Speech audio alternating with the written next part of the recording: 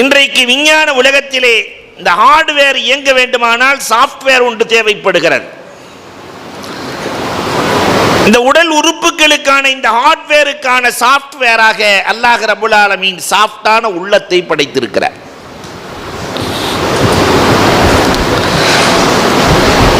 உடலுக்கு நோய் என்றால் அதற்கு பல்வேறு வகையான மருத்துவர்கள் இருக்கிறார்கள்.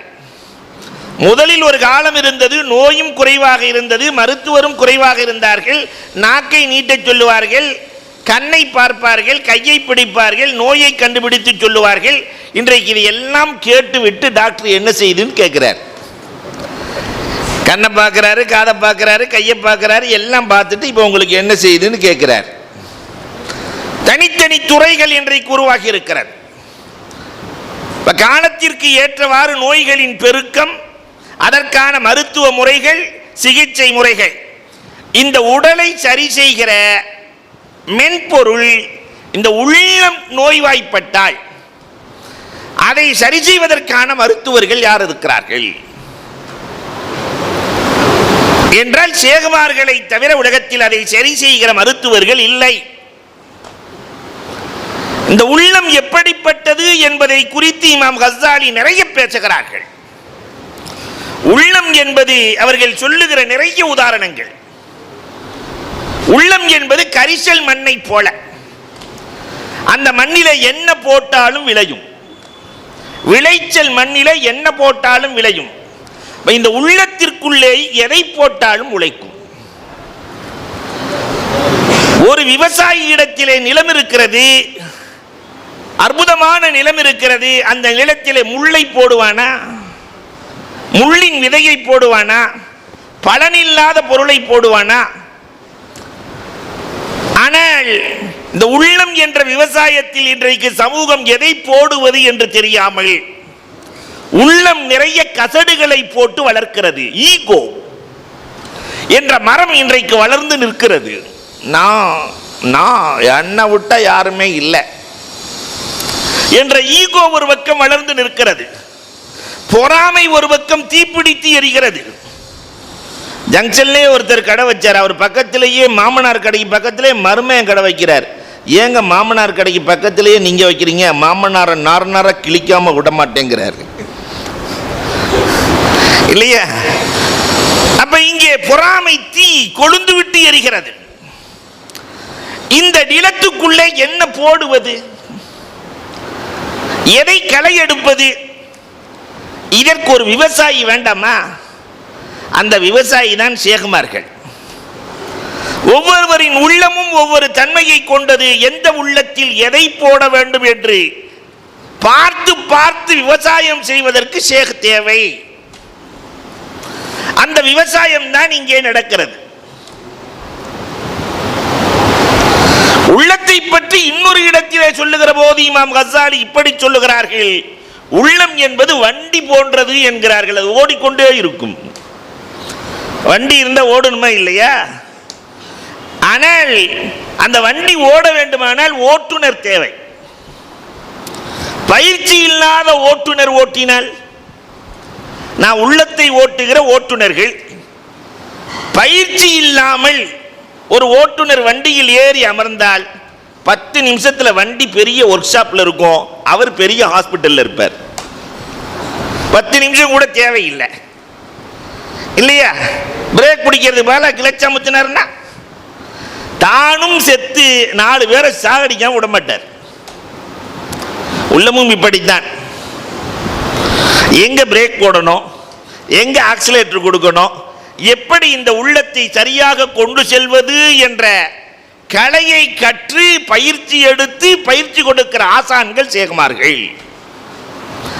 அவர்களிடத்திலே பயிற்சியை பெற்றால் இந்த உள்ளம் என்ற வண்டி எங்கே ஓடும் தெரியுமா? குர்ப இலாஹி, அது அல்லாஹ்வின் பக்கம் நெருக்கமாக்கிவிடும். மற்ற எல்லா செயல்களையும் அல்லாஹ் ரப்பல் ஆலமீன் கணக்கெடுக்கவில்லை. மலக்குகள் கிராமன் காத்திபீன யஅலமூன மா தஃஅலூன், கிராமன் காத்திபீன்கள் செய்கிற செயலை கணக்கெடுக்கிறார்கள். மா யல்ஃபது அலைஹி கல்புன் மா யல்ஃபது அலைஹி என்று அல்லாஹ் ரப்பல் ஆலமீன் சொல்லுகிறான். சொல்லுகிற சொற்களை மலக்குகள் கணக்கெடுக்கிறார்கள், சொல்லையும் மலக்குகள் கணக்கெடுக்கிறார்கள், செயலையும் மலக்குகள் கணக்கெடுக்கிறார்கள். ஆனால் உள்ளத்தை இன்னல்லாஹ யஅலமு மா ஃபி சுதூர், இந்த உள்ளம் என்ற வண்டி நேரா ரப்பிடத்தில் ஓடும். ரப்போடு நெருக்கமாகுகிற கலை சேகுமார்களிடத்தில் மட்டும்தான் உலகத்தில் இருக்கிறது, வேறு யாரிடத்திலும் இல்லை. இப்பொழுது சொல்லுங்கள், சேகுமார்கள் தேவையா இல்லையா? ரப்பின் பக்கம் நெருங்குவதற்கான வழிகளை காட்டுவார்கள், அந்த வண்டி செல்வதற்கான ஓட்டுநர்களை உருவாக்குவார்கள். தான் மட்டுமல்ல, அது போன்ற கலீஃபாக்களை உருவாக்கி சமூகத்திற்கு எப்படி அல்லாஹ்வின் பக்கம் போய் சேர வேண்டும் என்ற வழியை காட்டுகிற கலை. இன்னொரு இடத்திலே இமாம் கஸ்ஸாலி பேசுகிற போது இப்படி பேசுகிறார்கள், இந்த உள்ளம் இருக்கிறதே இது காளி மைதானம், போர்க்கள மைதானம். இந்த மைதானத்திலே எப்பொழுதும் மலக்குகளுக்கும் ஜுயூசுல் மலாயிகா ஜுயூசு ஷயாத்தீன் ரெண்டு பேரும் சண்டை போட்டுக் கொண்டே இருக்கிற இடம்தான் இந்த உள்ளம். மலக்குகளின் படையும் போதும் ஷைத்தானின் படையும் போதும். நீங்க சாதாரணமா ரோட்ல போற வழியில ஒரு ஐபோன் கீழே கிடக்குதுன்னு வச்சுக்கோங்களேன், ஆரம்பிச்சிரு சண்டை. மலக்குகளின் படை சொல்லும், எடுத்து உரியவர் யாரோ கொடுத்துருன்னு. சைத்தான் படை சொல்லும், சிம் கார்டை கலட்டு. நம்மளும் வாங்கணும் வாங்கணும் நினச்சிக்கிட்டே இருக்கோம், அல்லாவா கொடுத்துருக்கலாம். நவுது பில்லா, அல்லாவா கொடுத்தான், அல்லாவா கொடுத்துருக்கிறான், எடு. அப்ப ரெண்டு படைகள் மோதும். இதில் எந்த படை ஜெயிக்க வேண்டும், எந்த படை தோற்க வேண்டும்? மலக்குகளின் படை ஜெயிக்க வேண்டும், சைத்தானின் படை தோற்க வேண்டுமானால் அங்கே போராடுகிற படையாளிகளுக்கு, போர் வீரர்களுக்கு பயிற்சி கொடுத்திருக்க வேண்டும். சைத்தானுடைய படையோடு மோதுகிற அளவிற்கு உள்ளத்திற்கு பயிற்சி அளித்திருக்க வேண்டும். அந்த பயிற்சி என்ன பயிற்சி என்பதை கடைசியில் நான் சொல்லுகிறேன். அன்பிற்குரியவர்களே, இந்த பயிற்சிக்குத்தான் சேகுமார்கள் தேவைப்படுகிறார்கள். என்னவோ தெரியவில்லை, சூரமங்கலம் பாக்கியம் பெற்ற பூமி, ஆரணி பாபாவை தாங்கிய பூமி இந்த பூமி. நான் பார்த்த நிறைய சேகுமார்கள், பாபாஜி இருந்தார்கள், ஹதரத் இருக்கிறார்கள், இது போன்று பல சேகுமார்கள். அன்பிற்குரியவர்களை எண்ணி பார்க்கிறோம். அப்ப இந்த உள்ளம் ஒரு வித்தியாசமான மைதானம். அந்த மைதானத்திலே போராடுவதற்கு போராளிகளை உருவாக்க வேண்டும், பயிற்சி கொடுக்க வேண்டும். இன்னொரு இடத்திலே இமாம் கஸ்ஸாலி ரஹ்மத்துல்லாஹ் உள்ளம் என்பது ஒரு அற்புதமான அறை என்கிறார்கள். அல்லாஹ்வினுடைய பர்சனல் ரூம் என்கிறார்கள். அறைகள் பல வகை இல்லையா? எல்லாரும் உட்கார்ற மாதிரி ஹாலும் இருக்கிறது, பெட்ரூமும் இருக்கிறது, அல்லது ஆபீஸ் ரூம் இருக்கிறது, இப்படி பல்வேறு அறைகள் இருக்கிறது. உள்ளம் இருக்கிறதே அர்ஷுல்லா, அல்லாஹ் அமருகிற பர்சனல் ரூம். தன்னுடைய பர்சனல் ரூம்ல எல்லாரும் வந்து இருக்கிறத விருப்பப்படுவோமா? பர்சனல் ரூம்ல தான் மட்டும் இருந்து தன் வேலைகளை செய்ய வேண்டும் என்று, இது அல்லாஹ்வின் பர்சனல் ரூம். அந்த ரூமுக்குள்ள எத்தனை பேரை உட்கார வச்சிருக்கிறோம்? அதனாலதான் சகாபாக்களை பற்றியும் இறைநேசர்களை பற்றியும் எழுதுகிற போது அவர்கள் தொழுகையிலே நின்றால் குலூபுகும் முஅல்லக்கும் பில் மசாஜித், பள்ளியை விட்டு வெளியே இருந்தாலும் உள்ளம் பள்ளியில் இருக்குமாம். அவங்க வெளியில தான் இருப்பாங்க, ஆனா உள்ளமெல்லாம் பள்ளியில் இருக்கும். நாம பள்ளிவாசக்குள்ள தான் இருப்போம், உள்ளமெல்லாம் வெளியில இருக்கும். போட்ட செருப்பு இருக்குமா இருக்காதா? நல்ல செருப்பை வாங்கி போட்டு வந்தோமே, வண்டி இருக்குமா இருக்காதா? இல்லையா? வயரை கூட விடுறதில்லை, கழட்டி போடுறானுங்க. அன்புக்குரியவர்களே எண்ணி பார்க்கிறோம், இருக்குமா இருக்காதா? அப்ப உள்ளம் இருக்கிறது அல்லவா, அல்லாஹ்வினுடைய பர்சனல் ரூம். பெருமானார் ஸல்லல்லாஹு அலைஹி வஸல்லத்தினுடைய காலத்திலே ஒரு சஹாபி, பெருமானார் ஸல்லல்லாஹு அலைஹி வஸல்லம் சொல்லுவார்கள், ஒருவர் பள்ளிக்குள்ளே வருவார், ஒருவர் பள்ளிக்குள்ளே வருவார், அவர் சொர்க்கவாசி என்றார்கள். பள்ளிக்குள்ளே இருந்த அபூ ஹுரைரா ரலியல்லாஹு வெளியே போய் விட்டு உள்ளே வருகிறார்கள். பெருமானார் சொன்னாங்க, உங்களை சொல்லல, ஃப்ரெஷ்ஷா ஒருத்தர் உள்ள வருவார், புதுசா ஒருத்தர் உள்ள வருவார், அவர் சொர்க்கவாசி. எல்லோரும் யார் என்று எதிர்பார்த்து கொண்டிருக்கிறார்கள்? பிலால் இப்னு உயைனா ரலியல்லாஹு தஆலா. பாங்கு சொல்ற பிலாலுக்கு பேரு பிலால் இப்னு ரபாஹ். பிலால் இப்னு உயைனா ரலியல்லாஹு தஆலா உள்ளே வருகிறார்கள். பெருமானார் நீண்ட நேரம் பேசுகிறார்கள். பேசிவிட்டு பெருமானார் ஒரே ஒரு கேள்வி கேட்டார்கள், பிலால் உங்கள் உள்ளத்தில் எனக்கு இடம் இருக்கிறதா? உங்கள் உள்ளத்தில் எனக்கு இடம் இருக்கிறதா?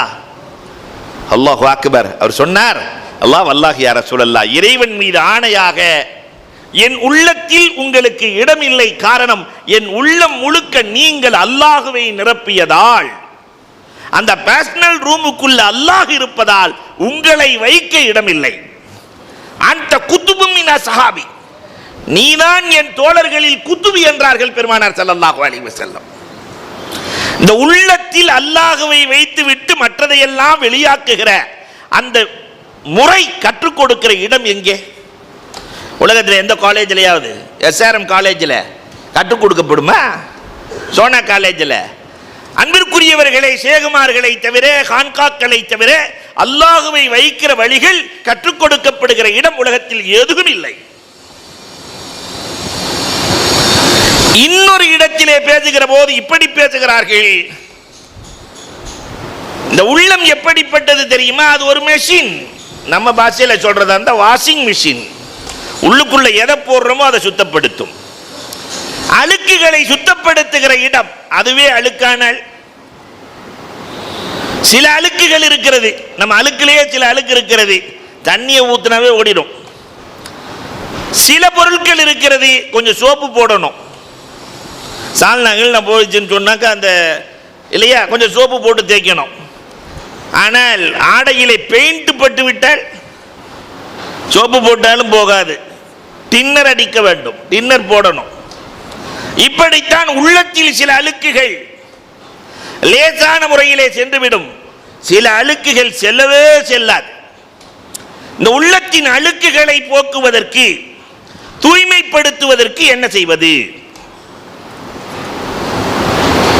பெருமானார் ஸல்லல்லாஹு அலைஹி வஸல்லம் அவர்கள் சஹாபாக்களை பார்த்து கேட்கிறார்கள், ஒவ்வொரு பொருளின் அழுக்கை நீக்க ஒரு சாதனம் இருக்கிறது, உள்ளத்தின் அழுக்கை எதை வைத்து நீக்குவது? நீக்கியதோடு மட்டுமல்ல, இந்த உள்ளத்தை பாலிஷ் பண்ணுவது எப்படி? சகாலத்துல் குலூப். நம்ம எல்லாம் கட்டடம்லாம் கட்டி முடிச்சதுக்கு பின்னாடி மொசைக் போட்டுறோம் இல்லையா, மார்பிள் போட்டு கடைசியில் என்ன போடுவோம்? பாலிஷ். அதே மாதிரி அழுக்கை நீக்கி பாலிஷ் போடுவதற்கு என்ன வழி என்று பெருமானார் கேட்கிறார்கள். அல்லாஹ் ரசூல் ஆலம், நீங்களே சொல்லுங்கள் ரசூலே, எங்களுக்கு தெரியாது, நீங்களே சொல்லுங்கள். பெருமானார் ஸல்லல்லாஹு அலைஹி வஸல்லம் சொன்னார்கள், அஸ்ஸலாத்து தகுத்துல் கதாயா. சில அழுக்குகளை சோப்பு நீக்குகிறது இல்லையா, சில அழுக்குகளை சொல்யூஷன் நீக்குகிறது. வண்டியில் அழுக்கப்பட்ட சர்வீஸ், கண்ணாடி அழுக்கப்பட்ட வேறொரு சொல்யூஷன் இருக்கிறது. உள்ளத்தின் அழுக்கை தொழுகைதான் நீக்கும் என்றார்கள் பெருமானார் ஸல்லல்லாஹு அலைஹி வஸல்லம். தகுத்துல் கதாயா, உள்ளம் கெட்டு போயிருந்துன்னு சொன்னாக்கா ஒரு அரை கிலோ சோப்பை கரைச்சி குடிச்சா சரியா போயிடுமா? தொழுகையில் தான் உள்ளம் சரியாகிறது. சகாலத்துல் குலூப், உள்ளத்தின் பாலிஷ் திக்ருல்லாஹ், திக்ரால் உள்ளம் பளபளக்கிறது, பாலிஷ் அடைகிறது. பெருமானார் ஸல்லல்லாஹு அலைஹி வஸல்லம் சொல்லுகிறார்கள், இதை இமாம் கஸ்ஸாலி ரஹ்மத்துல்லாஹி தஆலா அலைஹி அவர்கள் தன்னுடைய நூலில் அழகாக கொடுக்கிறார்கள். இதெல்லாம் சொல்லிட்டு கடைசியில் அந்த நூல் என்னன்னு சொல்ல போறேன், உங்க கையில் இருக்கணும். காரணம், தமிழ்ல வந்துருச்சு, அஜாயிபுல் குலூப், உள்ளத்தின் விந்தைகள். எல்லா வீடுகளிலும் இருக்க வேண்டிய, எல்லோரும் படிக்க வேண்டிய நூல் உள்ளத்தின் விந்தைகள். ரொம்ப அற்புதமான நூல். எத்தனை உதாரணங்கள்! இன்னொரு இடத்திலே உள்ளத்தை குறித்து பேசுகிற போது இமாம் கஸ்ஸாலி பேசுவார்கள், அதை விட சிறந்த திராசு உலகத்தில் இல்லை. உலகத்தில் ஒவ்வொரு பொருளையும் நிறுப்பதற்கு தராசுகள் இருக்கிறது. தங்கத்தை நிற்கிறதுக்குன்னு ஒரு தராசு இருக்கு, பெருசா இருக்கும்ல, ஆமாவா? இவ்வளவு பெரிய திராசு இருந்துச்சுன்னா எவ்வளவு வாங்குறதுக்கு யார் ஆள் இருக்கா? தங்கத்தை நிற்கிற திராசு ரொம்ப சின்னதா இருக்கும். விறகு நிற்கிறதுக்கு, இரும்பு நிற்கிறதுக்கு. ஆனா உலகத்திலே மைனூட்டான தராசு, உள்ளத்தை விட சிறந்த தராசு என்ன இருக்க முடியும்? ஒவ்வொரு செகண்டும் ஒவ்வொருத்தரையும் நிறுத்து பார்க்கும் உள்ளம். அவரை பார்த்த உடனே ஒரு எடை போடும், ஜட்ஜ்மெண்ட், இவன் நல்லவனா கெட்டவனா. அப்படி பார்த்த உடனே இந்த வண்டியை திருடுவானா இல்லை விட்டுட்டு போயிடுவானா, அறைக்குள்ள வந்த உடனே, ரூம்குள்ள வந்த உடனே இவன் சாப்பிடுவானா சாப்பிட மாட்டானா, என்ன பேச போறான், எவ்வளவு ஜட்ஜ்மெண்ட்.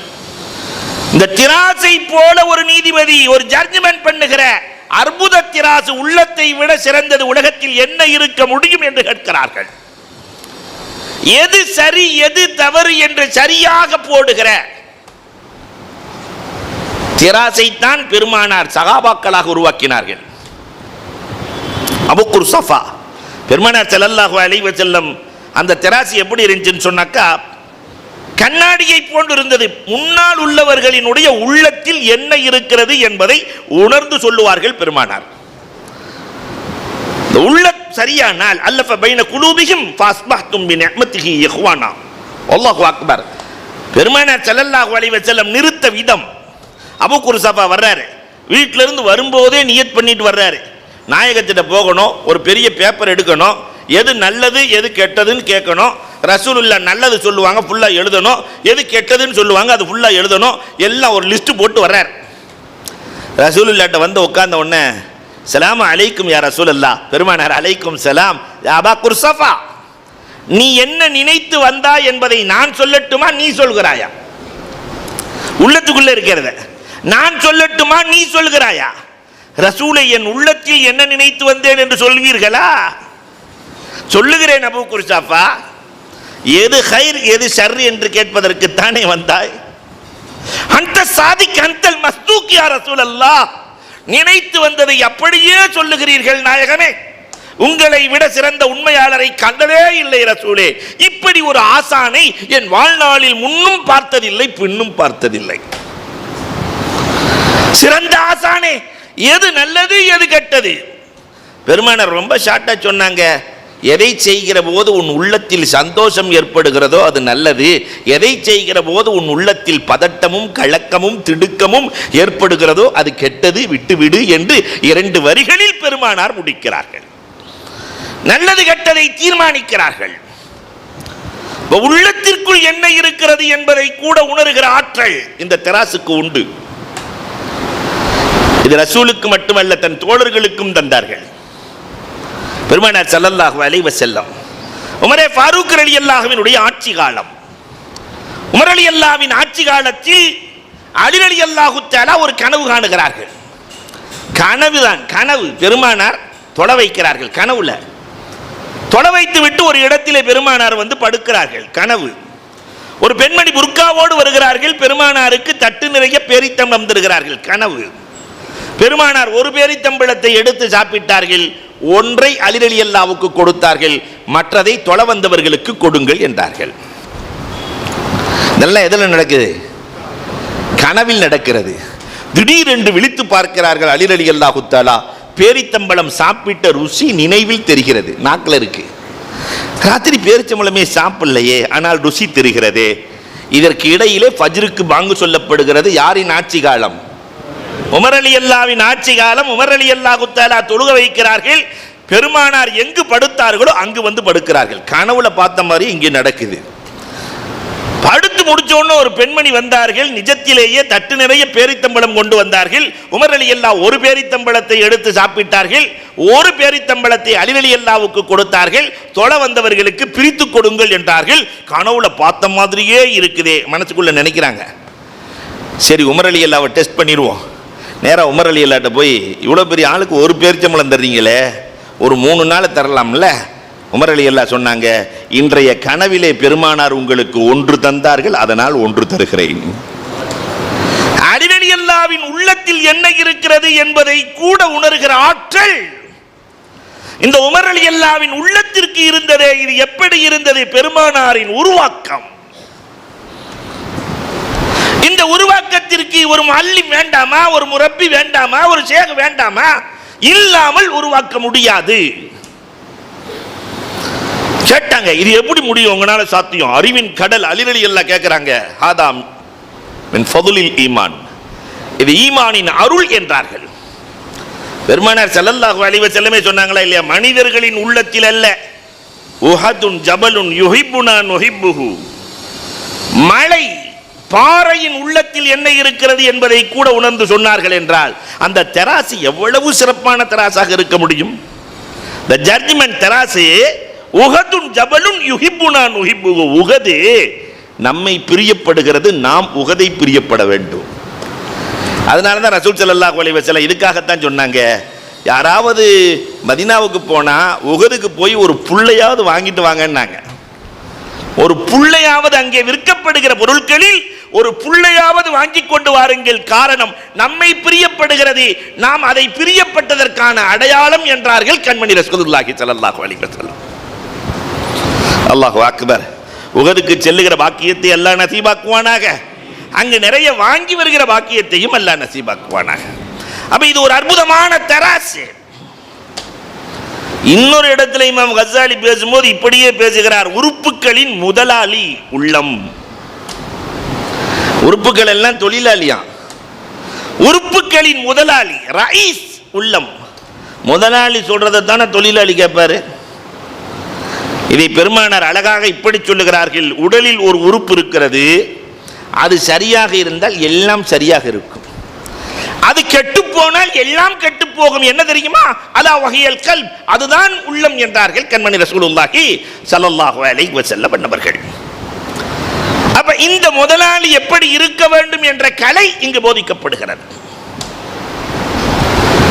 இன்னொரு இடத்திலே சொல்லுகிற போது அழகாக சொன்னார்கள், உள்ளம் என்பது கல்கிருதா, குரங்கு மாதிரின்ட்டாங்க. உள்ளத்தை தாம் போக்குக்கு விட்டுட்டோன்னு சொன்னா அது நப்சோட சேர்ந்து எல்லா தவறுகளுக்கும் வழிவகுத்து விடும். உள்ளம் என்பது கல்கிர்தா. ரூஹுல் பயான்ல அழகாக சொல்லுவார்கள், அல்லாமா ரூமியினுடைய உதாரணங்கள், அல்லாமா சாதியினுடைய உதாரணங்கள் நிறைய ரூஹுல் பயான் என்ற கிதாப்ல வரும். அதுக்கும் தமிழாக்கம் பண்ணிட்டாங்க. எஸ் அப்துல் காதர் ஹஜரத் உட்கார்ந்து இந்த சேலத்தில் தான் தமிழாக்கம் செய்திருக்கிறார்கள். அதற்கும் இந்த சேலம் கிடைத்த பெரிய பாக்கியம் இல்லையா? அல்லாஹு அக்பர். அன்பிற்குரியவர்களே, அதிலே ஒரு வரலாறு எழுதுவார்கள். அல்லாமா ரூமி சொல்றாங்க, ஒரு ஆள் குரங்கு வளர்த்தானா, ஆனா சொன்னதெல்லாம் கேட்கும். அந்த குரங்கு நல்ல குரங்கு, சொன்னதெல்லாம் கேட்கும். ஒரு விருந்தாளி வந்துட்டார், போய் தட்டை எடுத்துட்டு வா. கரெக்டாக தட்டை கொண்டு வந்துச்சு. ஆனால் கையிலே வைத்திருக்கிற குச்சியை வைத்து அடிக்கிறான். கீச் என்று கத்தி கொண்டு ஓடுகிறது. போய் தண்ணி எடுத்துட்டு வா. தண்ணி எடுத்துட்டு வந்து வச்சிருச்சு. திருப்பி அடித்த உடனே கத்திட்டு ஓடுது. வந்திருக்கிற விருந்தாளிக்கு கோபம், சொன்னதெல்லாம் கேட்குது, இந்த ஆள் அடிச்சுக்கிட்டே இருக்கிறான். போய் சாப்பாடு எடுத்துட்டு வா. எடுத்துட்டு வந்து வச்சிச்சு, திருப்பி அடித்தான். விருந்தாளிக்கு கோபம் வந்துருச்சு. சொல்றதெல்லாம் கேட்குது, எடுக்க அடிக்கிற, இனி அடிக்கக்கூடாது. அதான் சொல்றதை கேட்குறதுல கேட்கலன்னா அடிக்கலாம், கேட்கறதையும் அடிக்கிற. சரி, நீ சொன்னதுக்காக அடிக்கல, போய் சாம்பார் எடுத்துட்டு வா.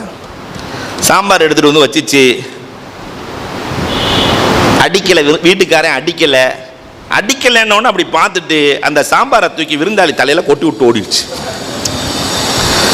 அப்பதான் விருந்தாளி சொன்னா, அடிச்சுக்கிட்டே இருக்கணும், அடிச்சுக்கிட்டே இருக்கணும். இந்த உள்ளத்தையும் சரியாக பராமரிக்கவில்லை என்றால் அது தவறான வழிக்கு எளிதாக கொண்டு போய் சேர்த்து விடும். அந்த பராமரிப்பதற்கு ஒரு முரப்பி தேவை என்று எழுதுகிறார்கள். இன்னொரு இடத்திலே எழுதுகிற போது இமாம் கஸாலி இப்படி சொல்லுகிறார்கள், உள்ளம் இருக்கிறதே கத்திஃபுல், குழந்தையை போல. 2 பலூனை கையில் கொடுத்துட்டு 3வது ஒரு பலூனை கொடுத்து பாருங்க, வேணான்னு சொல்லவே சொல்லாது. இதை கீழே வச்சுட்டு அதை வாங்கும். அப்போ அதை வச்சுட்டு இதை பிடிக்கும், இதை வச்சுட்டு அதை பிடிக்கும். எதையுமே விட மனசு வராது. இதுதான் இந்த உள்ளம்.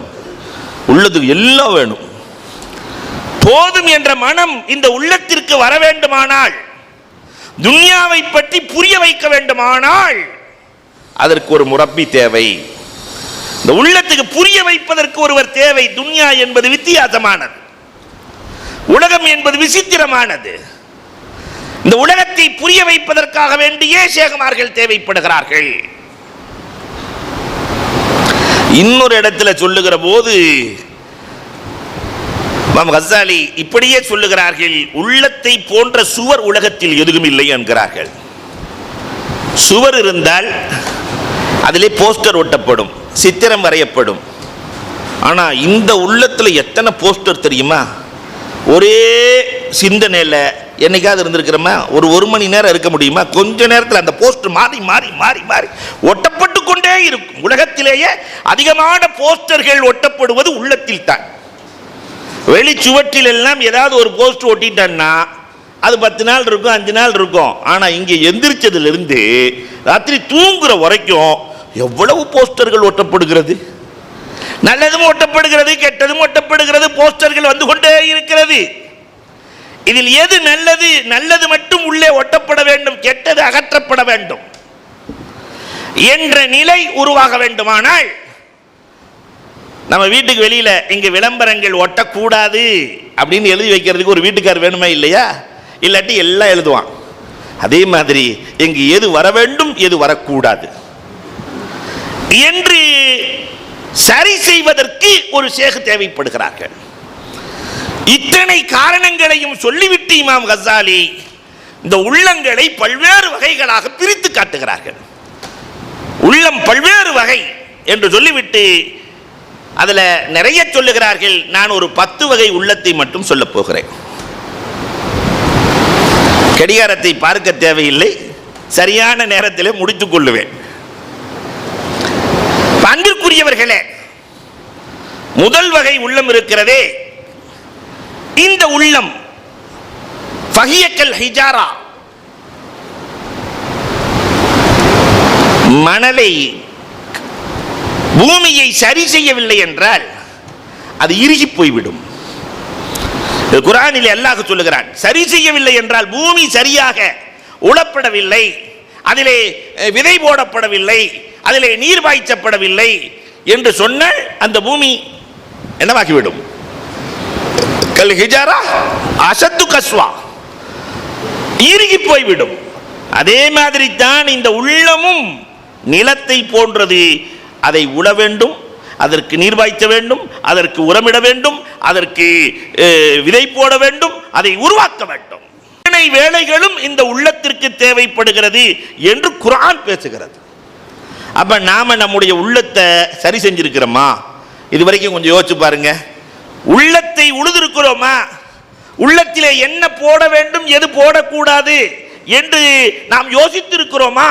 அன்புக்குரியவர்களே, உள்ளம் என்பது உழப்படாத நிலம், அதை உழுதால்தான் பயிரிட முடியும் என்று சொல்லுகிறார்கள் இமாம் கஸாலி. இது குர்ஆன் சொல்லுகிற உதாரணங்கள். இன்னொரு இடத்திலே அல்லாஹ் ரப்பல் ஆலமீன் இரண்டாவது வகை உள்ளத்தை பற்றி சொல்லுகிற போது கானூ கௌமன் அமீன், குருட்டு இதயங்கள் என்று அல்லாஹ் சொல்லுகிறான். கௌமன் அமீன், குருட்டு சமுதாயமாக இருந்தார்கள். அப்படின்னா என்ன? எது ஹக்கு எது பாத்தில் தெரியாது, எல்லாமே அவர்களுக்கு ஒன்றாக தெரியும். சில பேர்கள் குருடனுக்கு எது வெளிச்சம் எது குருடன் தெரியுமா? எது நல்லது எது கெட்டது தெரியுமா? எது பள்ளம் எது மேடு தெரியுமா? எதுவுமே தெரியாது. அதே மாதிரி தான் சமூகத்திலே நிறைய பேர்கள் வாழ்ந்து கொண்டிருக்கிறார்கள். எது நல்லது எது கெட்டது தெரியல. வட்டி வாங்குறது, வட்டியை போய் ஹராமுன்னு சொல்றீங்களா என்று சொல்பவர்கள் சமூகத்தில் இருக்கத்தான் செய்கிறார்கள். லஞ்சம்லாம் இல்லாமல் இன்னைக்கு உலகத்தில் வாழ முடியுமா? எந்த காலத்தில் இருக்கிறீங்க? பொய்யெல்லாம் சொல்லலைன்னு சொன்னாக்கா நம்மளை கீழே அமைக்கிட்டு மேலே எந்திரிச்சு போயிடுவானுங்க ஹஜ்ரத் என்று சொல்லுகிற தவறெல்லாம் சரியாக, சரியெல்லாம் தவறாக. நிதாய மெம்பருல் மிஹராப் என்ற ஒரு உருது நூலிலே ஒருவர் அழகாக எழுதியிருந்தார். திருநெல்வேலிக்கு ஒருத்தன் போனானா, திருநெல்வேலிக்கு நல்ல அல்வா சாப்பிட்டு இருக்கிறான், வெளிநாட்டுக்காரன். அல்வா சாப்பிட்டு விட்டு ஜோப்பை தொட்டு பார்த்தால் பைசா இல்லை, காசு ஒண்ணுமே இல்லை, 1/2 கிலோ அல்வா அடிச்சுட்டான். ஆனா கடைக்காரை சும்மா விடுவானா? காசு இல்லைங்கிறத வேற திமிரா சொல்றான். அதெல்லாம் காசு இல்லை, நான் ஒன்றும் செய்ய முடியும். நேராக போய் போலீஸ் ஸ்டேஷனில் கொடுக்க காவலர்களும் ஒன்றும் செய்ய முடியாது. அதனால அந்த காலத்தினுடைய சட்டத்தின்படி கரும்புள்ளி செம்புள்ளி எல்லாம் குத்தி மொட்டை அடிச்சு கழுத மேலே ஏற்றி ஊர்வலம் பண்ணி ஊருக்கு அனுப்பிச்சிட்டானுங்க. வெளிநாட்டுக்கு போன உடனே வெளிநாட்டுக்காரர்கள் கார்குசாரி கேட்டாங்களாம், இந்தியா எப்படின்னு கேட்டாங்களாம். அதுக்கு அவன் சொன்னானா, இந்தியா மாதிரி ஒரு சூப்பர் நாடு உலகத்திலேயே இல்லை, ஹல்வா ஃப்ரீயாகவே கொடுத்தானுவான், காசே வாங்கலை.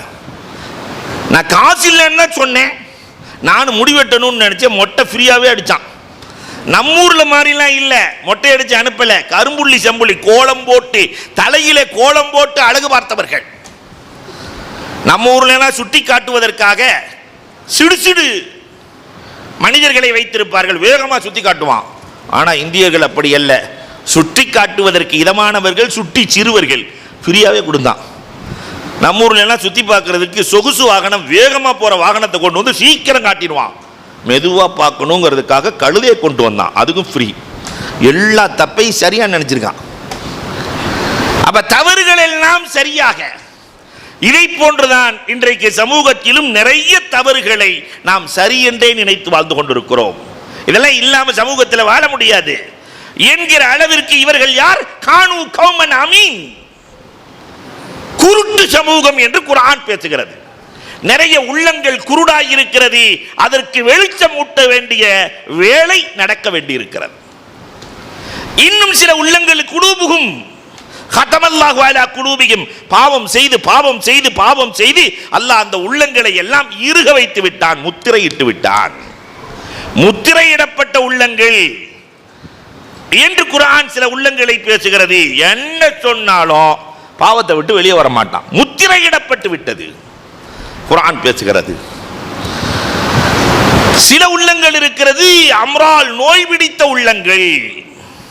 அதற்கு இமாம் கஸாலி ரஹ்மத்துல்லாஹ் சொல்றாங்க, சமூகத்தில் ஒரு 6 நோய் தீர்க்கப்பட வேண்டிய நோய், இது ஷேகுமார்கள் இல்லாமல் தீர்க்கப்படாது என்று. உள்ளத்துக்குள் இருக்கிற நிறைய நோய்களில் இன்றைக்கு சமூகத்தில் இருக்கிற 6 பெரும் நோய்கள், தொற்று நோய்கள். அந்த நோய் சாதாரண நோய் இல்லை, இங்கிருந்து அங்க பரவும் அங்கிருந்து அங்க பரவும். அந்த 6 நோய்கள், அந்த 6 குணங்களில் எது இருந்தாலும் சொர்க்கத்தின் வாடையை கூட நுகர முடியாது என்கிறார்கள். அதுல முதல்ல கிபுர், பெருமை. இன்னைக்கு பெருமை என்பது நம்முடைய உள்ளத்தில் இல்லாமல் இருக்கிறதா? எங்கு பார்த்தாலும் பெருமை. பைல்வான் அப்துல்லாஹ் இப்னு முத்ரிஃப் பைல்வான். இந்த பைல்வான்கள் எல்லாம் பைல்வான்கள் இடத்தில் மோதுவதில்லை. அப்ப சுப்பை யாராவது ரோட்ல போனான்னு அவனை தட்டி பாமா சண்டைக்குமா. அப்படி ஒரு அப்ப சுப்பையை தட்டி விட்டு சண்டைக்கு வர்றியா, நான் யார் தெரியுமா என்று இந்த பைல்வான் கேட்கிற போது அவர் அழகாக சொன்னார், நல்லா தெரியுமே, அவ்வளுக்கு நுத்துஃபா, உன் ஆரம்பம் ஒரு அசிங்கம், ஆகிருக்க ஜீஃபா, உன்னுடைய இறுதி நீ ஜடலம், பிணம், பைனகுமா தஹ்மிலுல் கதரா, இந்த ரெண்டுக்கும் இடையில் பையன் கிளாஸுக்கு பேக்க தூக்கிட்டு போகிற மாதிரி மலத்தை தூக்கி கொண்டு செல்லுகிற ஜடலம். உனக்கு எதற்கு பெருமை? உனக்கு எதற்கு பெருமை? இந்த பெருமை என்ற நோய் உள்ளத்தை தாக்கி வாழ்கிறது. நம்ம கஸாலி சொல்றாங்க 1000 வருஷத்துக்கு முன்னாடியே, இன்னைக்கு பார்த்திருந்தாங்கன்னாக்கா அல்லாஹு அக்பர். இன்னொரு பக்கம் பொறாமை. மாமியாவும் மருமகளும் சண்டை போடாமல் இருக்கிற ஒரே இடம் இங்கே ஆஜாத் நகர் மட்டும்தான். ஏன்னா நான் வீட்டுக்கு போகணுமா இல்லையா? இல்லையா?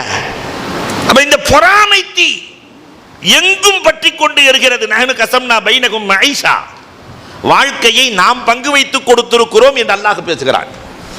பொறாமை எதற்கு என்று ரப்புல் ஆலமீன் கேட்கிறான்.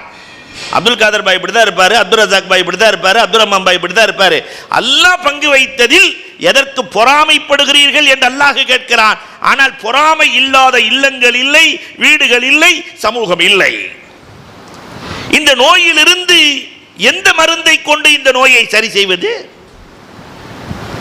மூன்றாவது அதாவா, விரோதம். அல்லாஹு அக்பர், விரோதம். எங்கு பார்த்தாலும் விரோதம். இன்ன ஷைத்தான லக்கும் அதுவுன் ஃபத்தஹிதுஹு அதுவா, உங்களுக்கு எதிரி சைத்தான் மட்டும்தான், வேற யாருமே இல்லைன்னு அல்லாஹ் சொல்லிட்டான். இன்னைக்கு அண்ணன் தம்பிகள் அவ்வளவு எதிரிகளாக இருக்கிறார்கள், மாமன் மச்சான்கள் எதிரிகளாக இருக்கிறார்கள், உறவுகளுக்குள்ளே எதிர்ப்புகள் இருக்கிறது. அண்ணன் பேச்சு என்ன செரிக்கலைங்கிறாரு, 30 வருஷமா பேசல. அண்ணன் பேசினது செரிக்கலையா, மீன்லாம் செரிச்சிருச்சு, 500 கிலோ மீன் செரிச்சிருச்சு, அப்போ 1000 கிலோ கறி செரிச்சிருச்சு, எல்லாம் செரிச்சிருச்சு. அண்ணன் பேசின அந்த 2 வார்த்தை செரிக்கவே இல்லை. அப்ப இந்த உள்ளம் என்ன மாதிரி கெட்டு போய் கிடக்குது. விரோதத்திலே மூழ்கி போய் அழுகி போன உள்ளங்கள் வாழுகிற காலம் கொஞ்ச நாள். 60க்கும் 70க்கும் 60 வயசு காரத்தை போய் கேட்டு பாருங்க, உங்க பிளாஷ்பேக் சொல்லுங்க, 60 வருஷம் எப்படி ஓடுச்சுன்னு கேளுங்க.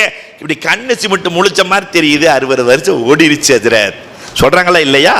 அப்ப அன்பிற்குரியவர்களே, உள்ளம் முழுக்க அதாவா, விரோதமும் குரோதமும். இன்னொரு பக்கம் கஞ்சத்தனம் என்ற நோய். அல்லாஹ் கொடுத்ததில் கொடுப்பதற்கு என்ன இருக்கிறது?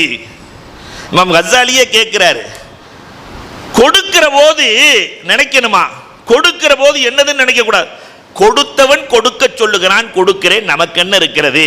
எவனோ கொடுத்தவன் கொடுக்க சொல்கிறான், கொடுத்து விட்டு போக வேண்டியது தானே என்று இமாம் கஸாலி கேட்கிறார்கள்.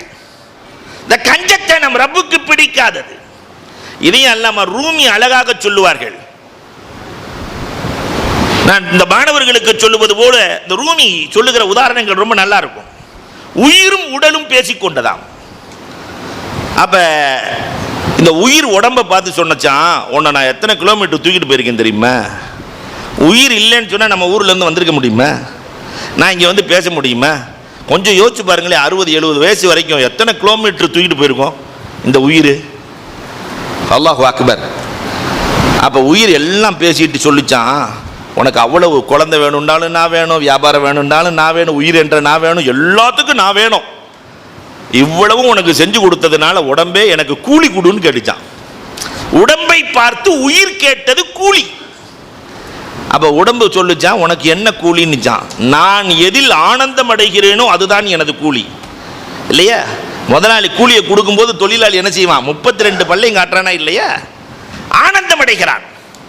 எனக்கு எது ஆனந்தமோ அதுதான் என் கூலி.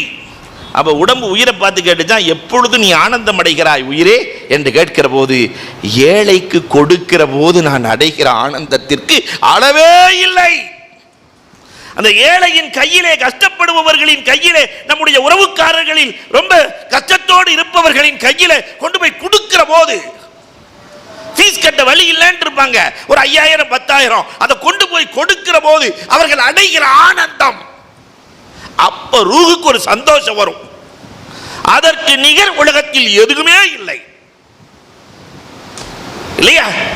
அப்ப கஞ்சத்தனம் இந்த நப்சுக்கு ஏற்படுகிற பெரும் நோய். கோபம்.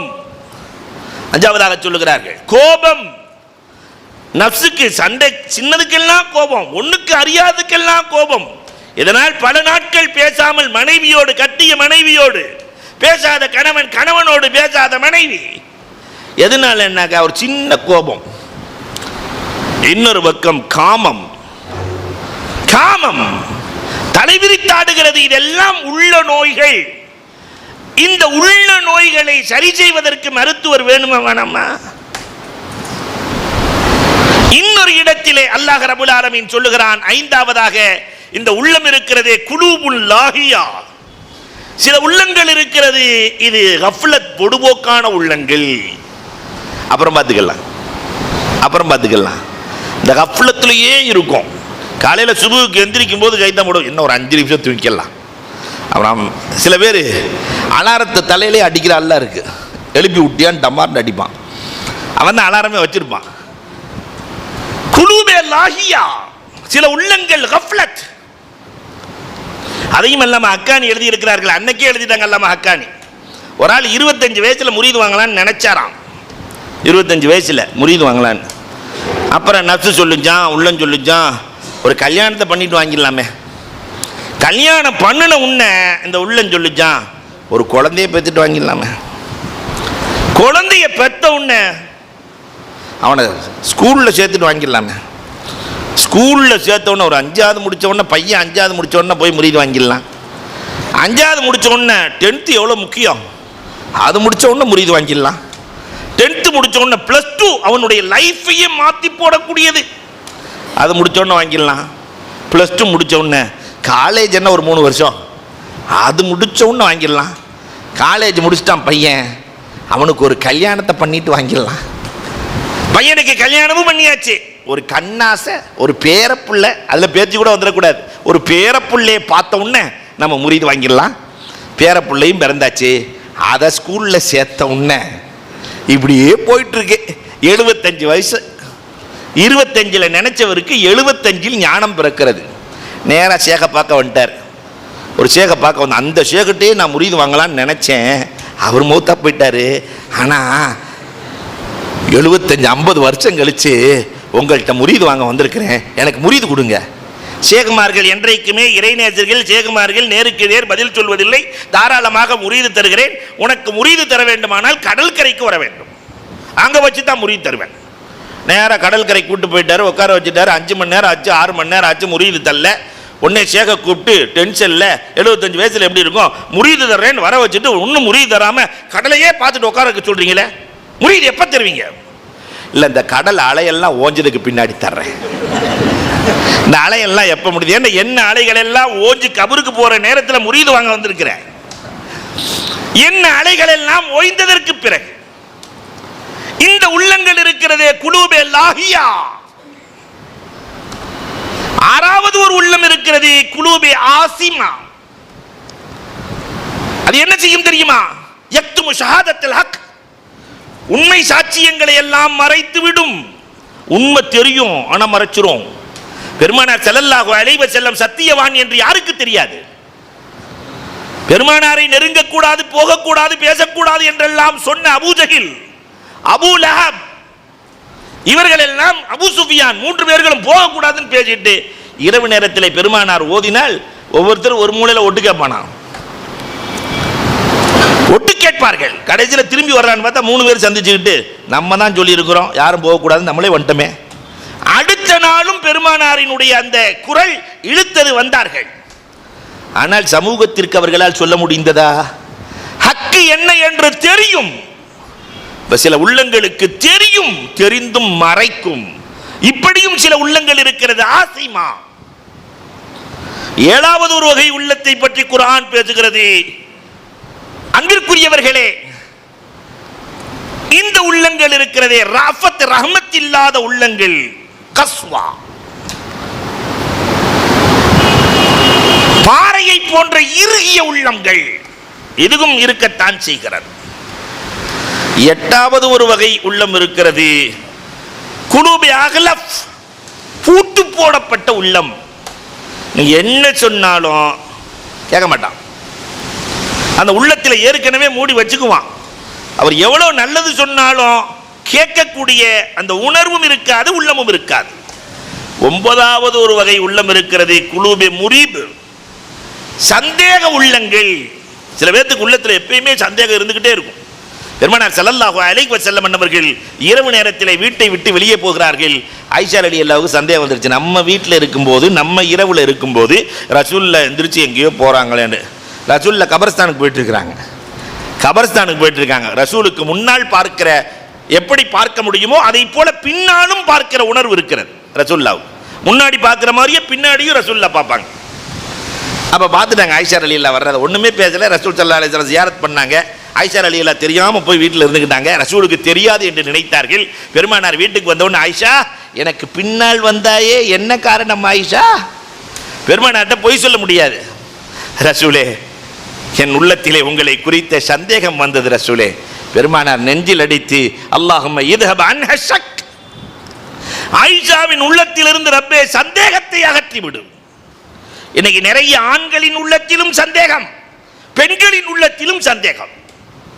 திடீர்னு மனைவியை போய் போடலான்ட்டு காலையும் நீயே மாலையும் நீயன்னு மதியானம் யாரியா? அப்ப அவன் குடும்பத்தில் வாழ முடியுமா? அப்ப இந்த சந்தேக உள்ளங்கள் சமூகத்தில் இருக்கத்தான் செய்கிறது. 10வது ஒரு வகை உள்ளம் இருக்கிறது, குலூபே ஸாயா, ஹக்கை விட்டு நீங்கிய உள்ளம். ஹக்குக்குள்ளே வராது, தடுமாற்றத்திலேயே இருக்கிற உள்ளம். இது சராசரி மனிதர்களின் உள்ளம். இந்த உள்ள ஹக்க விரும்பாது. இந்த உள்ளங்களுக்கு சிகிச்சை தந்து ஹக்கின் பக்கம், ரப்பின் பக்கம் சேர்த்து வைப்பதற்கு ஒரு ஷேக் தேவை. அந்த ஷேக் என்ன தருவார் அதை சொல்லி நான் முடித்துக் கொள்வேன். இந்த உள்ளங்களுக்கு ட்ரீட்மெண்ட் இல்லையா, டாக்டர் போன உடனே கால்பால் கொடுக்குறாரா இல்லையா, காமன் மருத்துவத்தை தான் நான் சொல்ல முடியும். உள் மருத்துவங்கள் என்பது அந்த மருத்துவர்களுக்கு தான் தெரியும். நாடி பிடித்து சொல்வதை போல உள்ளம் பார்த்து மருத்துவம் செய்கிற மருத்துவர்கள் ஷேக்மார்கள். நார்மல் மருந்து 5. இந்த உள்ளங்களை சரி செய்வதற்கு தவாஉல் குலூப், உள்ளங்களுக்கான மருந்து என்பது 5 தான். 1 திலாவத்துல் குர்ஆன், அலா பிதிக்ரில்லாஹி தத்மஇன்னுல் குலூப். திலாவத்து ஓத ஓத ஓத ஓத அந்த உள்ளத்திற்குள்ளே அல்லாஹ் ஒரு சந்தோஷத்தை கொடுப்பான், ஒரு பசாசத்தை கொடுப்பான். குர்ஆன் அதிகமாக ஓதியவரிடத்திலே கேட்டு பாருங்கள். உலகத்தில் ஒரு சில பொருட்கள் ஓத ஓத பாடல் கேட்க கேட்க சலித்து போகும், ஒரு சில முகங்கள் பார்க்க பார்க்க சலித்து போகும். ஆனால் குர்ஆன் ஓத ஓத யாருக்காவது சலித்து இருக்கிறதா? அது உள்ளத்தை பளபளக்க வைக்கும். குர்ஆன் உள்ளத்தை பளபளக்க வைக்கும். உள்ளத்தினுடைய நோய்கள் அத்தனையும் நீக்கும் ஆற்றலை அல்லாஹ் குர்ஆனுக்குள் வைத்திருக்கிறான். 2வது ஹலாஉல் பதன். ஷேகுமார்களை பார்த்தீங்கன்னா நிறைய நோன்பு வைப்பாங்க. இந்த வயிறு காலியா இருக்கணும், இந்த உள்ளம் சரியா இருக்கணும்னு சொன்னா எது காலியா இருக்கணும்? வயிறு காலியா இருக்கணும். அது நம்ம சமூகத்துக்கு ஆகாத செயல். எப்பயுமே வயிறு ஃபுல்லாக இருக்கிற சமூகம் உலகத்திலேயே அது எது மட்டும்தான்? இஸ்லாமிய சமூகம் மட்டும்தான். விதவிதமான பிரியாணிகள், முகல் பிரியாணி, அந்த பிரியாணி, இந்த பிரியாணி, அல்லாஹு அக்பர் இல்லையா? ரமலானில் பார்த்தோன்னு சொன்னால் வயிறு காலி என்று சொல்லத்தான் செய்வோம், ஆனால் அங்குதான் அதிகம். 2 கொட்டலை கஞ்சி, அதுக்கப்புறம் ஒரு 10-15 வடை, 3 சர்பத்து, அல்லாஹு அக்பர். அதுக்கப்புறம் மகரிபுக்கு பிறகு ஒரு நாஸ்தா, மினி நாஸ்தா, அதுக்கப்புறம் மகரிபு இஷா இது தராவீஹ் தொழுகை, அதுக்கு பிறகு 2 வாழைப்பழம், அதுக்கு பிறகு சகரு நேரத்தில் 4 மணி நேரம் கூட ஆகாது செரிக்கிறதுக்கு. ஊர்வன பரப்பன நடப்பன அத்தனையும் சாப்பிட்டுட்டு மலைப்பாம்பு பிறண்ட மாதிரி பிறண்டு அசருக்கு எந்திரிச்சு நான் நோன்பு வைக்கிறேன் என்று சொல்லுகிற நோன்பு இது ஹலா உல் பத்தனா? அன்பிற்குரியவர்களை எண்ணி பார்க்க வேண்டும். ஷேகுமார்கள் கொடுக்கிற பயிற்சி ஹலா உல் பத்தன், வயிறு காலியாக இருக்க வேண்டும். மூன்றாவதாக இந்த உள்ளத்திற்கான அற்புதமான மருந்து கியாமுல் லைல், சஹர் நேரத்திலே எழுந்து தொழுகிற தொழுகை இருக்கிறதல்லவா, அந்த தொழுகையிலே உள்ளம் சந்தோஷம் அடைகிறது. ஏன் தெரியுமா? இவர் அல்லாஹு அக்பர் என்று சொல்லுகிற போது பெருமானார் சொல்லுகிறார்கள், வலஅல் மலக்கு ஃபாஹு ஃபீ ஃபீ, இவருடைய உதட்டோடு மலக்குகள் தன் உதட்டை வைக்கிறார்கள். உத்துல் உத்துல் உத்துல் திபுத்த தபல்லாஹு லக், மனமாக இருக்கிறது, அல்லாஹ் உன் வாழ்க்கையை மனமாக்குவானாக.